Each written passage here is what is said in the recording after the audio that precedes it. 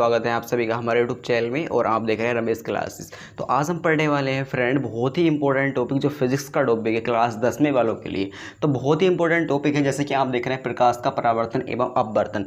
हम जानेंगे प्रकाश के परावर्तन के बारे में और अपवर्तन के बारे में कि प्रकाश का परावर्तन क्या होता है और अपवर्तन क्या होता है। काफ़ी बार बोर्ड एग्जाम में कक्षा 10 वाले स्टूडेंट्स जो होते हैं काफ़ी मिस्टेक कर आ जाते हैं बोर्ड एग्जाम में, ठीक है। लेकिन आपको मैं ऐसी ट्रिक बताने जा रहा हूँ फिगर के हिसाब से आपको याद हो जाएगा, ठीक है। ये परिभाषा होती है, बिल्कुल आपको रटने की बिल्कुल भी आवश्यकता नहीं पड़ेगी। तो चलिए वीडियो स्टार्ट करते हैं। तो पहले देखो, सबसे पहले जान लेते हैं प्रकाश का परावर्तन अपवर्तन से पहले प्रकाश, ठीक है। प्रकाश आ रहा है तो प्रकाश के बारे में जान लेते हैं, प्रकाश होता क्या है पहले इसके बारे में जान लेते हैं। देखो ये क्या है, एक कमरा है, ठीक है। ये क्या है, एक कमरा है। आपको मैं समझाने के लिए डायग्राम बना दिया है। ये एक कमरा है और ये भी क्या है, एक कमरा है, ठीक है। लेकिन इसके अंदर क्या है, ठीक है। जो ब्लैक ब्लैक आपको दिख रहा है इसके अंदर क्या है, ये ब्लैक ब्लैक ब्लैक ब्लैक इसके अंदर जो है अंधेरा है, ठीक है। काफ़ी मात्रा में ये कमरे के अंदर इसके अंदर जो है अंधेरा हो रहा है, ठीक है। लेकिन इसके अंदर कुछ नहीं है, ठीक है। इसके अंदर काफ़ी मात्रा में क्या है, उजाला हो रहा है, ठीक है। इसमें रखी वस्तु, यदि आपसे कहा जाए कि इसमें रखी वस्तु को आपको उठाकर लेकर आना है, ठीक है, तो आपको क्या करना होगा, स्विच ऑन करना होगा। इस कमरे का पहले क्या करना होगा, स्विच ऑन करना होगा। उसके बाद ही आप यहाँ की वस्तु लेकर आ सकते हो, ठीक है। लेकिन यदि आपसे कही जाए कि यहाँ पर इस कमरे में वस्तु रखी है और आपको लेकर आनी है, तो आप बिना स्विच ऑन करें, क्योंकि यहाँ पर ऑलरेडी क्या है, उजाला है, इसलिए यानी कि प्रकाश ऑलरेडी इसके अंदर है, तो आप यहाँ से वस्तु आसानी से लेकर आ सकते हो। लेकिन इस रूम के अंदर आपको किस चीज़ की जरूरत पड़े, आपको यहाँ पर स्विच ऑन करने की जरूरत पड़े, तभी आप यहाँ से वस्तु लेकर आ सकते हैं। तो आप समझ सकते हैं लाइट यानी कि प्रकाश यही है, ठीक है। और मैं आपको अच्छे से एग्जांपल देकर समझाता हूँ ताकि आपके बिल्कुल ही क्लियर हो सके।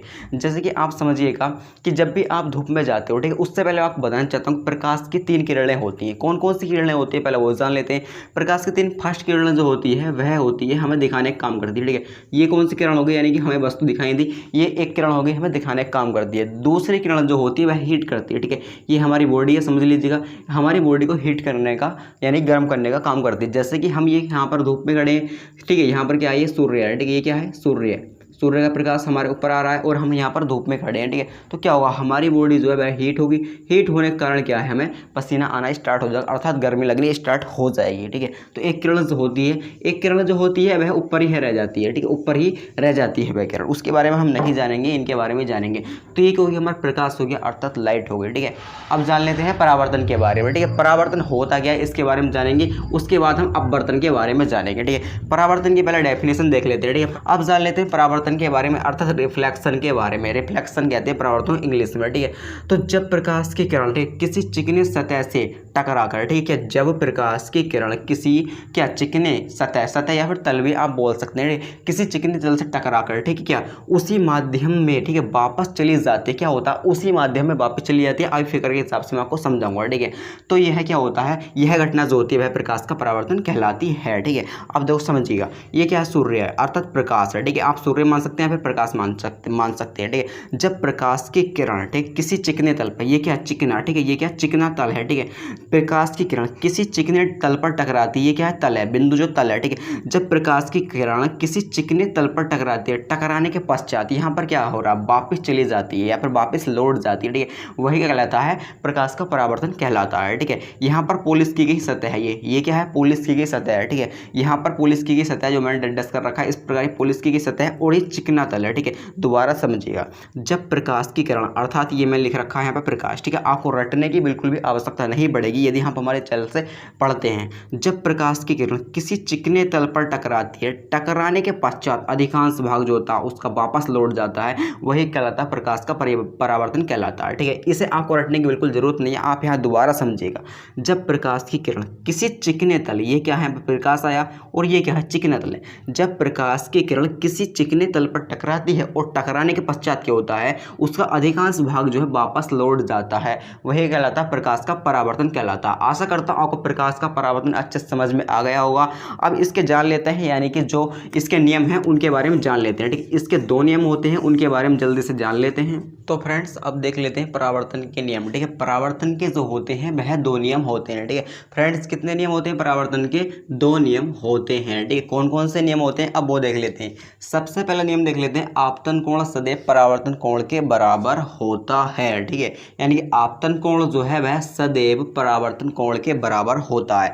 फिगर से मैं आपको समझाता हूँ। ठीक है, आपतन कोण जो होता है वह सदैव किसके बराबर होता है, परावर्तन कोण के बराबर होता है। ये क्या हुआ है, आपतन। ठीक है, आपतन कोण मान लीजिएगा और इसे परावर्तन कोण मान लीजिएगा आप। ठीक है, तो यहाँ पर क्या हुआ, आपतन का मतलब क्या होता है, आपतन का मतलब होता है गिरता हुआ। ठीक है, यानी कि यहाँ पर हमारा सूर्य है, अर्थात ये क्या है, हमारा सूर्य है, यानी कि प्रकाश है। ठीक है, ये क्या हमारा प्रकाश है। ठीक है, ये हमारा प्रकाश है। जब प्रकाश यहाँ पर आता है, ठीक है, तो ये क्या हुआ, गिरता हुआ आया। आपतन का मतलब क्या होता है, गिरता हुआ। परावर्तन का मतलब वापस लौट जाना। ठीक है, यानी कि आपतन कोण सदैव परावर्तन कोण के बराबर होता है। यदि आपतन कोण जो है 90 डिग्री का बन रहा है, ठीक है, तो परावर्तन कोण भी क्या 90 डिग्री का बनेगा। यदि ये 45 डिग्री का बन रहा है आगे जाकर, ठीक है, तो परावर्तन कोण भी जो है वह 45 डिग्री का बनेगा, यानी कि समान ही बनता है। ठीक है, ये आप समझ के हो गए। अब दूसरा नियम देख लेते हैं। ठीक है, आपतित किरण और परावर्तित किरण, ठीक है, और आपतन बिंदु, ठीक है, पर अभिलंब एक ही तल में होते हैं।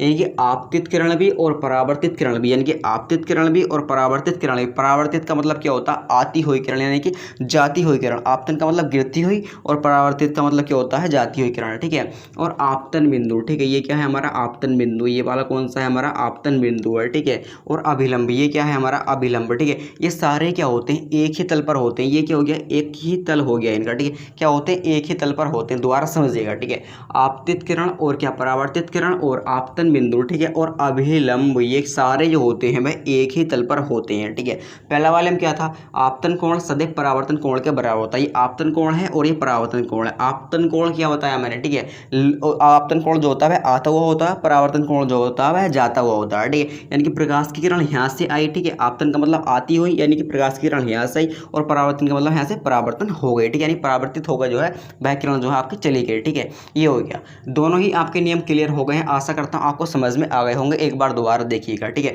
लास्ट वाला देख लीजिएगा, आपतित किरण, ठीक है, ये क्या, आपतित किरण और परावर्तित किरण, ठीक है, और आपतन बिंदु, ये क्या है, आपतन बिंदु। ठीक है, और अभिलंब क्या होते हैं, सारे जो होते हैं वह एक ही तल पर होते हैं, और आपतन कोण और परावर्तन कोण जो होता है वह बराबर होता है। यदि ये 45 डिग्री का बनने आप, तो ये 45 डिग्री का बनेगा। ठीक है, यानी कि आपतन कोण जो है 45 डिग्री का बन गया है, तो परावर्तन यानी कि लौटता हुआ भी कितने का बनेगा, 45 डिग्री का बनेगा। ऐसा नहीं है कि ये 50 का बनना है और ये 45 का बन जाएगा। ठीक है, ऐसा बिल्कुल नहीं है, बराबर ही बनेंगे। ठीक है, बराबर ही अनुपात में बनेंगे।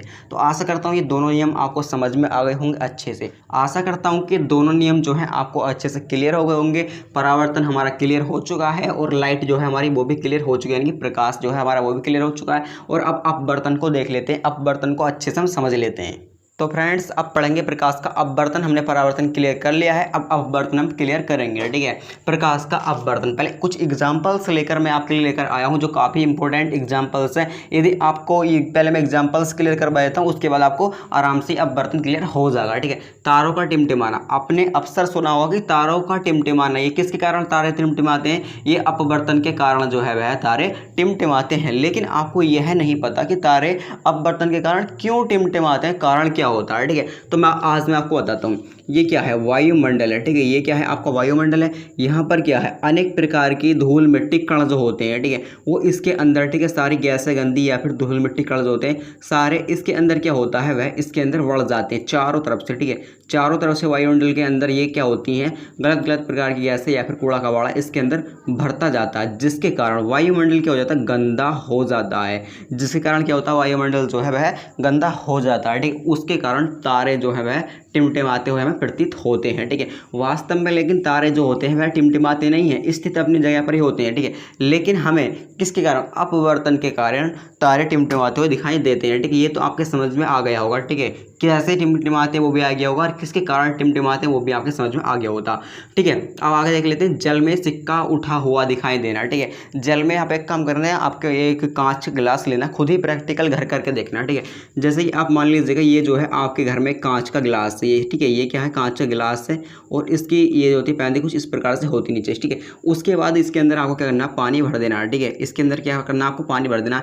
उसके बाद जैसे ही आप इसके अंदर सिक्का डालोगे, ठीक है, जैसे कि आपने सिक्का डाल दिया, वो क्या होगा, यहाँ से थोड़ा कोने पर से उठा हुआ आपको प्रतीत होगा। ठीक है, लेकिन वास्तव में वह उठता नहीं है, वह किसके कारण, अपवर्तन के कारण। ठीक है, और मैं आपको थोड़े एग्जांपल्स और देता हूँ। जैसे कि आप जानते हैं कि ये आपका गिलास है। ठीक है, इस गिलास के अंदर जैसे आप पेन डाल डाल देते हैं तो वह आपको क्या होता है, टेढ़ी प्रतीत होती है। ठीक है, वो किसके कारण प्रतीत होती है, वह भी किसके कारण, अपवर्तन के कारण आपको प्रतीत होती है।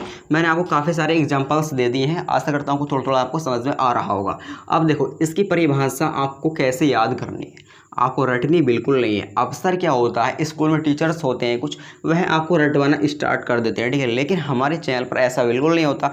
कोई भी टॉपिक हुआ यहाँ पर आपका क्लियर होता है, रटना बिल्कुल ही नहीं है। ठीक है, देखो अब आसानी से आपको याद हो जाएगा। ठीक है, ये क्या लिखा है मैंने, प्रकाश लिखा है और ये सूर्य लिखा है। ठीक है, एक ही बात है, लेकिन जब प्रकाश की किरण, ठीक है, क्या होता है, जब प्रकाश की किरण मध्यम 1 से, ठीक है, मध्यम 2 में जाती है, ठीक है, वह क्या होता है, अपने मार्ग से विचलित हो जाती है, उसे प्रकाश का अपवर्तन कहते हैं। सिंपल सा, दोबारा समझिएगा, ये क्या हमारा प्रकाश है और ये क्या सूर्य, सूर्य प्रकाश, एक ही बात मान लेते हैं। ठीक है, जब प्रकाश की किरण, ठीक है, क्या, जब प्रकाश दे रही है, जब प्रकाश की किरण, ठीक है, ये क्या हमारी किरण है, जब प्रकाश की किरण मध्यम 1, ठीक है, मध्यम 1 से, ठीक है, मध्यम 2 में जाती है, जाने के बाद वहां से क्या हो जाती है, अपने मार्ग से विचलित हो जाती है, वही क्या कहलाता है, प्रकाश का अपवर्तन कहलाता है। ठीक है, आशा करता हूँ आपको समझ में आ गया। कोई ये डायग्राम अपने माइंड में आप सेट कर लो। ठीक है, ये पूरा चित्र जो है ये आपको बोर्ड पे नहीं लिख कर आना, ठीक है, चित्र बनाकर नहीं आना, लेकिन अपने माइंड में इस चित्र को आप सेट कर लो। ठीक है, जिससे क्या होगा, आपके अपवर्तन आसानी से याद हो जाए, इसकी परिभाषा आसानी से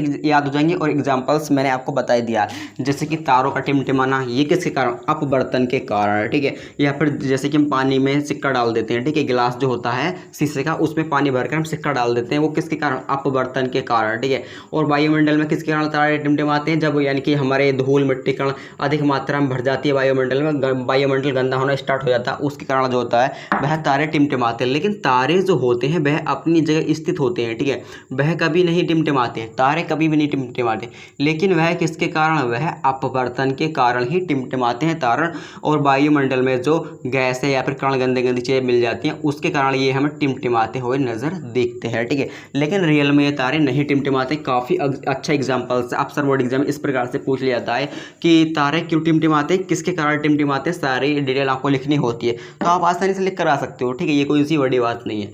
तो आपको देखो मैंने अपवर्तन बता दिया है और परावर्तन बता दिया और प्रकाश बता दिया है। ठीक है, प्रकाश भी बता दिया, प्रकाश आपका क्लियर हो गया, परावर्तन क्लियर हो गया और अपवर्तन क्लियर हो गया। ठीक है, ये सारा हमारा टॉपिक क्लियर हो गया है। आशा करता हूँ आपको समझ में आ गया होगा अच्छे से। यदि आपको समझ में आ गया होगा चैनल को सब्सक्राइब जरूर कर लेना और एक लाइक बनता है। ठीक है, लाइक तो जरूर ही करके जाना। ठीक है, बिना लाइक के बिल्कुल मत जाना, क्योंकि काफ़ी मेहनत लगती है आप सभी के लिए वीडियो बनाने के लिए और अच्छे से आपके लिए सिखाने के लिए। ठीक है, क्योंकि आपकी ही लैंग्वेज में आपको अच्छे से समझाना पड़ता है, जिससे कि आपके याद हो सके और एग्जाम में आपके अच्छे से अच्छे नंबर आ सकें। तो मिलते हैं नए वीडियो के साथ और एक नए टॉपिक के साथ। तब तक के लिए जय हिंद, वंदे मातरम।